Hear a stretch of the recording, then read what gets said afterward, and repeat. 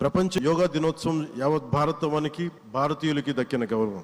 సరిగ్గా 2014లో అప్పుడే ఐక్యరాజ్య సమితిలో గౌరవ ప్రధానమంత్రి మోదీ గారు ప్రవేశపెట్టినప్పుడు దాదాపు 177 దేశాలు ఈ రెజల్యూషన్కి మద్దతు పలికినాయి.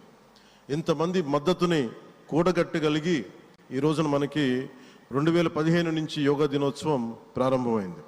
ఈ రోజున గౌరవ ప్రధానమంత్రి మోదీజీ గారి పిలుపు మేరకు మనం మొదట విశాఖ 11వ యోగా దినోత్సవ సంబరాలకు వేదిక అయింది. శ్రీ మోదీజీ గారి సమక్షంలో గౌరవ ముఖ్యమంత్రి వర్యులు శ్రీ చంద్రబాబు నాయుడు గారి కృషితో ప్రపంచ రికార్డుకు వేదికగా నిలిచింది.